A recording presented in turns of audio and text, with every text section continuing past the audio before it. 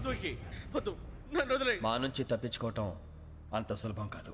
నేను పరిగెత్తి అలసిపోయాను. ఏం కావాలి? నీ ప్రాణం అక్కర్లేదు, నీ ఆస్తి అవసరం లేదు. ఏదో అవసరానికి 2000 అప్పటిలా చంపేపోతున్నాడు జీవాజీ. ఆయన అప్పు తీసుకున్న తప్పించుకుని తిరగాలి కానీ ఆపేసి మీకు అక్కడ పెట్టండి. కొత్త అప్పు ఇవ్వకూడదని. ఇదిగో వెంకీ, కావాలంటే నీకు ఇచ్చిన పాత బాకీ మర్చిపోతాను, నన్ను వదిలే. మీరు మమ్మల్ని వదలనా? మేము మిమ్మల్ని వదలలేమండి. మీ దగ్గర అప్పు తీసుకున్న నిజం మమ్మల్ని నీలా వెంటాడు. అందుకు నన్ను ఎంత ఆడుతున్నారా? నన్ను అంతగా అయిపోలేదు. ఉండి లేదంటే మొత్తం లేకుండా పోతారు. ఇప్పుడు మీకు ఇస్తే జరిగేది అదే. ఇస్తే ఇవ్వండి, లేకపోతే మానేయండి, అంతేగాని శుక్రవారం పూట అశుభ మాటలు మాత్రం ఆడకండి. శుక్రవారం లేదు, శనివారం లేదు, అసలు వడ్డీ వ్యాపారమే చేయడం లేదా? జీవాజీ, డిస్కషన్స్ అనవసరం. ఇప్పటికి 18,000 ఇచ్చారు, ఇంకో 2,000 ఇస్తే 20,000 రౌండ్ ఫిగర్ అవుతుంది. 2 రోజులు తిరిగి ఇచ్చేస్తాం. వీళ్ళకి ఇప్పుడు దాకా ఇచ్చింది 14,000 కదా, 18,000 అంటాడేమిటి పెచ్చనాయాలు?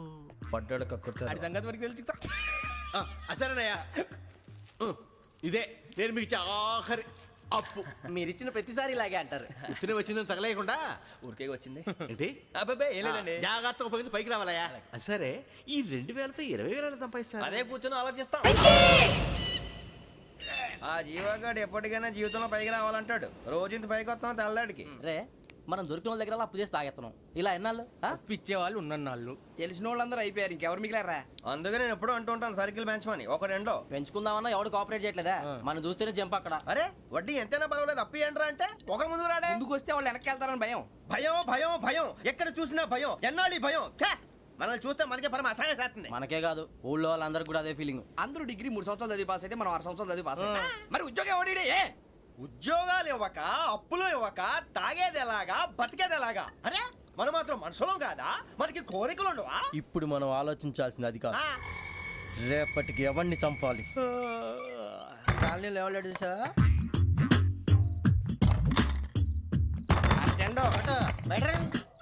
నువ్వా వెంకీ? ఏంటి వెంకీ ఈ టైంలో వచ్చా? నీతో మాడే పని ఉంది, దా చెప్తా. ఏ బాగా నిద్రొస్తుందా? సరిగానే రే, నువ్వు మమ్మల్ని చూసే తలిపేసావా? మామూలుగానే వేసాను. మామూలుగా వేసేవాడివి. మేము రావడానికి 1 నిమిషం ముందో, మేము వెళ్ళాక 1 నిమిషం తర్వాత వేయాలి కానీ బిలాల్ రాజా, నాకు నిద్ర వచ్చి పడుకుందామని తలుపేసుకున్నాను. అయినా నా ఇంటి తలుపులు నేను అడిగేసుకోవాలంటే తప్పు చేసిన కాక ఇంకా గేర్ సమాధానం చెప్తావా? మీ ఇంట్లో పెళ్లిడికి వచ్చిన ఆడపిల్లలు ఎదురున్నారు. ఇదిగో అమ్మాయిలు, మీతో ఎప్పుడైనా యథాశాలు వేసానా? విన్నారా? అడుగు తలుపులు వేసావు. అనవసరంగా గొడవ ఎందుకు ఇక్కడి నుంచి వెళ్ళండి. గొడవ? మీ ఇంటి మీద పడి ఎప్పుడైనా గొడవ చేశానా బినిగారు? లేదు బాబు. విన్నారా? చెప్పు, మమ్మల్ని చూసి తలుపులు ఎందుకు వేసుకున్నావు? అరే మాకు అప్పించిన వాళ్ళు కూడా మమ్మల్ని చూసి ఎప్పుడు తలుపులు వేసుకోలేదు. ఏం చేయాలి? మరి నువ్వు ఎందుకు వేసుకున్నావు? బాబు టప్ అయిపోయింది, బుద్ధి తక్కువ వేసాను చాలా. అంటే మా మోకాల మీద తలుపులు వేసామని ఒప్పేసుకుంటున్నావు? ఒప్పుకుంటున్నాను. సరే ఇప్పుడు చెప్పు, మా మొఖాల మీద తలుపులు వేసేంత తప్పు మేము ఏం చేసామరా? తప్పైపోయిందని అంటున్నారు కదా, వదిలేయండి బాబు. అదే తప్పు మేము చేసి మమ్మల్ని వదిలేయమంటే మీరు వదిలేస్తారా బినిగారు? తప్పని ఒప్పుకుంటున్నాడు కదా అయ్యా. ఇప్పుడు టైం 11 అయింది, వెళ్ళి పడుకోండి. 11 అయిందా? కొమ్ము ఉంచాడు కదా. నాకు సంబంధం ఏంటి? ఉంది, సంబంధం ఉంది. 11 గంటలకి నా క్లోజ్ ఫ్రెండ్ ఢిల్లీ వెళ్తున్నాడు. 5,000 అప్పిస్తానని ఎయిర్పోర్ట్ రమ్మని చెప్పాడు. నీ గొడవలో పడి ఆ సంగతే మర్చిపోయాను.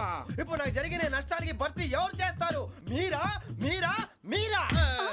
ఎవడు పడితే ఎందుకు చేస్తాడా భర్తీ? భలే వాడి నువ్వు. తప్పు ఎవడు చేసినా వాడు చేస్తాడు. దానికి కారణం ఈ 10 మనిషే కదా.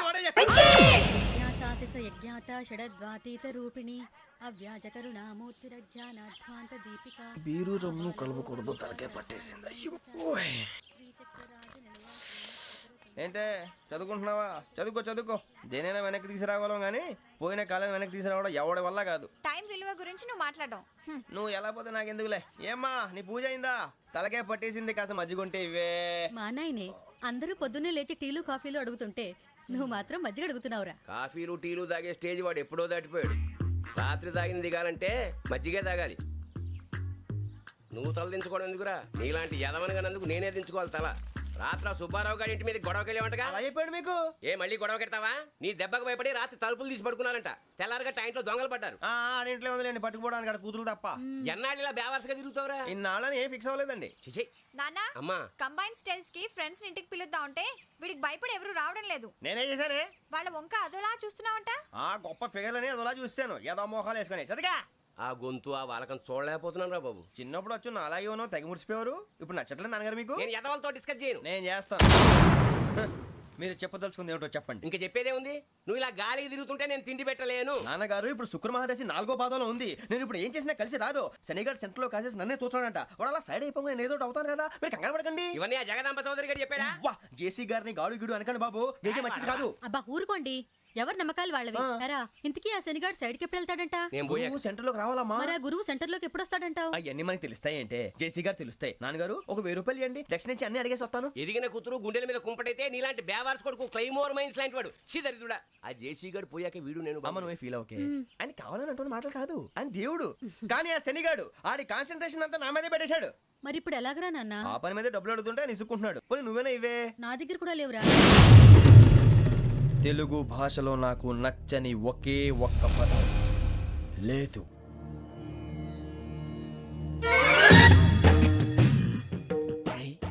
కళ్ళు మూసుకుని ఉన్నాడు, కొంపదీసి నిద్రపోతున్నాడేంటి? ధ్యానం. కళ్ళు మూసుకొని ఎవరినో కాంటాక్ట్ చేస్తున్నారు. అవునా? అబ్బా రామ్ ప్రసాద్, నీకు నిజం చెప్పాలంటే బాధగా ఉంది, కానీ చెప్పక తప్పదు. ఎందుకంటే అది నిజం కాబట్టి. Correct sir, correct. ఏంటి సార్ అది? నీకు 40 ఏళ్ళు వచ్చే వరకు కష్టాలు తప్పవు. గురుజీ అవి మామూలు కష్టాలు కావు, అష్ట కష్టాలనే చెప్పాలి. ఉదాహరణకు అవి ఎలా ఉంటాయంటే, దొరక్క నీకు ఫుడ్ దొరికితే అది నీ నోటికందే లోగా నీ కాలో నీ చెయ్యో తగిలే మట్టిపాలైపోతుంది. నీ వాకలికి తట్టుకోలేక అప్పు కోసం ఎండను పడి వెళితే అక్కడ తాళం వేసి ఉంటుంది. మరో కఠోరమైన నిజమేమిటంటే, నీ దరిద్రాన్ని చూసి భరించలేక నీ భార్య లేచి వెళ్ళిపోతుంది. ఒక్కతేనా ఎవరితోనన్నా? తప్పు. అతని దురదృష్టాన్ని చూసి ఎగతాళి చేయకు రమణ. Sorry sir. ఇదయ్యా రాంప్రసాద్, నువ్వు ఈ 40 ఏళ్ళు ఈ నరకాన్ని అనుభవించక తప్పదు. 40 ఏళ్ళ తర్వాత అలవాటైపోతుంది. ఇక నువ్వు వెళ్ళొచ్చు. ఏమో వెంకటేశ్వరరావు, కులాసైనా రమ్మన్నారట. నీకు శుభవార్త చెబుదామని పిలిపించాను. ఏంటి గురుజీ? నీకు శుక్రమహాదశ ప్రారంభం అవబోతుంది. అంటే శనిగారు సైడ్ అయిపోయినట్టేనా? ఆల్మోస్ట్ అయిపోయినట్టే. మీరంతా టోపీలు పెట్టుకునే ఉద్యోగాలు కూడా చేసుకుంటారు. ఇప్పటిదాకా మేమందరికీ టోపీలు పెట్టాం గానీ మాకు మేమే టోపీలు పెట్టుకుంటాం ఎప్పుడు అనుకోలేదు గురుజీ. అదే విధి. మరి ఇప్పుడు బిల్ల బంటోతు నుంచి బీట్ కానిస్టేబుల్ వరకు అందరికి నెత్తిమి టోపీలు ఉంటాయి. అందులో ఏ ఉద్యోగమో? ఎస్ఐ గారు కూడా టోపీ పెట్టుకుంటారు తెలదా? ఏది మన చదివే చదువులకు ఎస్ఐ ఉద్యోగాలు ఇస్తారేంటి? గ్రహాలు శాసిస్తున్నప్పుడు చదువులతో పని లేదు. ఏబిసిడీలు చదివినా చాలు మీ జీవితాలు విచిత్రమైన మలుపులు తిరుగుతాయి. మీకు విపరీతమైన ఫాలోయింగ్ వచ్చేస్తుంది. మీరు చాలా ఫేమస్ అయిపోతారు. వింటానికి చాలా బాగుంది. ఇప్పుడు మమ్మల్ని ఏం చేయమంటారు గురూజీ? ఏమీ చెయ్యదు, వెయిట్ చేయండి. కాలం కలిసి వస్తే అదృష్టమే మిమ్మల్ని గేలం వేసి పట్టుకుంటుంది. అంతవరకు వెయిట్ చేయండి. వెయిట్ చేసి కొంచెం వెయిట్ కూడా పెరిగింది. అయినా పర్వాలేదు, వెయిట్ చేస్తాం. అందాక ఏ అప్పు సపోర్ట్ చేసుకుని తాగుతాం, బ్రతుకుతాం అన్నట్టు. అప్పు అంటే గుర్తొచ్చింది, అప్పు మీద మీ అభిప్రాయం ఏంటి గురూజీ? ఏంటరా ఇంత నుంచి మీకు ఎదుగుతున్నాను రా. ఇక్కడేం చేస్తున్నారు? ఏ మన టైం బాగుందిరా. ఎవడన్నా అప్పిస్తున్నాడా ఏంటి? కాదురా, ఉద్యోగాలు ఇస్తారమ్మన్నాడు. గురూజీ చూసారా, చౌదరి గారు చెప్పింది నిజమే. మరి శుక్రమహాదశ మొదలైంది. ఇంతకీ ఎవరా మహానుభావుడు? నమస్కారం. అయినా నేను చెప్పింది. ఆహా, సాక్షాత్ ఎంప్లాయ్మెంట్ ఎక్స్చేంజ్ నడుచుకుంటూ వస్తున్నట్టు ఉంది. పదండి పట్టేద్దాం. నమస్కారం సార్. నమస్తే. వీలే సార్ మా ఫ్రెండ్స్. నమస్తే. నేను చెప్పానుగా భగవాన్ గారు. ఆహా, పేర్లోనే దేవుడు ఉన్నాడు. లోపల కూడా పాజిటివ్ థింకింగ్ ఎక్కువ. ఇంతకీ మీరు ఇండియానా చైనీసా? India sir. మా ఫేస్ చూస్తారు అనిపించలేదు మీకు? భలే కామెడీ ఫీల్ అలా ఉన్నాడు. అవును సార్. నేను అడిగేది ఇండియన్ రెస్టారెంటా చైనీస్ రెస్టారెంటా అని. నేనేది ఓపెన్ గా డిస్కస్ చేయను కదా. పేరు చూసి స్కూల్లో డిస్కషన్ పెడతాడు అనుకుంటే వీటేంట్రా హోటల్ అంటున్నాడు. బాబు ఎట్ ఫీల్ అవుతున్నాడు. అంతా మీ ఇష్టం ఉంటున్నాడు సార్. ఫస్ట్ చైనీస్ రెస్టారెంట్ కి వెళ్దాం. నెక్స్ట్ అక్కడ డిసైడ్ చేద్దాం. చాలా ఇబ్బంది పడుతున్నట్టున్నారు. నువ్వు చేత్తో తినే బాబు. నేను జనరల్ గా చైనీసే ప్రిఫర్ చేస్తాను. ఫ్యాట్ కంటెంట్ తక్కువ ఉంటది కదా. రేపు నుంచి మేము కూడా ఇదే ఫాలో అవుతాం. ఇంతకీ మీకు స్టీల్ ప్లాంటా, షిప్ యార్డా, ఏషియాడా, జింక, బంకా? బంకా, హెచ్పిసిఎల్. ఇవన్నీ దేనికి సార్? దేనికేంటి? ఉద్యోగం చేయడానికి. మీకు ఎందులో కావాలో చెప్పండి. నేను అమలపోతున్నారా? ఏంటయ్యా డిస్కషన్స్? మాకు నీ ఛాయిస్లు ఉంటాయి అనుకోలేదు. మీరు సడన్ గా జింకు బంకు అంటే సింక్ అవడానికి కొంచెం టైం పట్టింది. అదే అదే జేసీ గారు టోపీలు పెట్టుకుని ఉద్యోగం అన్నారుగా.